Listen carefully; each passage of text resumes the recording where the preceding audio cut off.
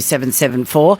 Geoff Sharp has been involved with Volunteering Victoria for a number of years, and my other guest, Maddie Francis, found herself in a volunteering role after her son was born 10 weeks early and she was thrust into the world of neonatal intensive care. Geoff and Maddie join me now. Thank you so much for coming on the program. Hello, everyone. Geoff, Hi, everyone. Hi, I'll start with you, Geoff. Tell us what National Volunteering Week is about.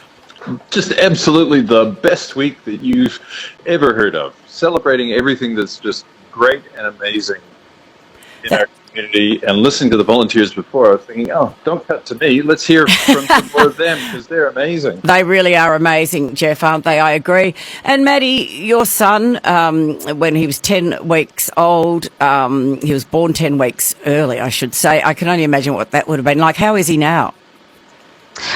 He's doing okay, Bridge. He is one of the premature babies that have ongoing conditions. So I think we're seeing about 9 different departments just last month and this month. Yep. But other than that, he is just so happy and full of joy, and we're so lucky that the NICU saved him and gave him to us. And tell us about NICU, because, you know, when this happened to your son, all of you, your family, were facing this overwhelming fear, the isolation, all of that. And that's what led you to get NICU going? Yeah, it did.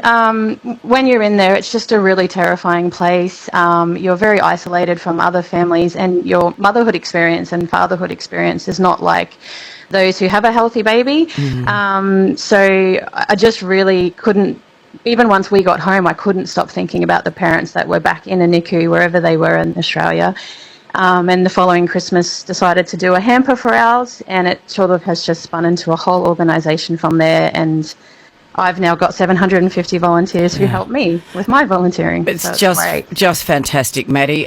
It really is amazing. Good on you. Geoff, Thank you. back to you. They had a report about the state of volunteering. What have you learnt from that?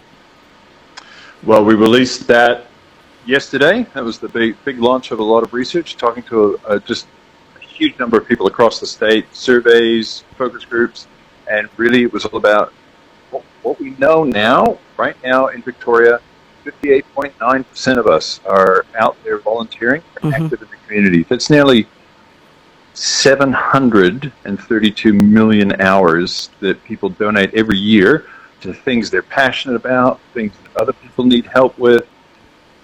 Volunteers around emergency, culture, recreation, sport, environment, even a few elections. Throw in those, and you're talking about a lot of volunteering. Yeah, that's fantastic. It's our community. I'm asking people what they do to volunteer. Des has joined us from Camberwell. Hello, Des. Good afternoon. My name, I just wanted to tell you about, I had a very senior position with a big multinational corporation, and I had very serious heart problems, so I had to retire at the age of 50, and I couldn't do anything for about a year, and then I started volunteering.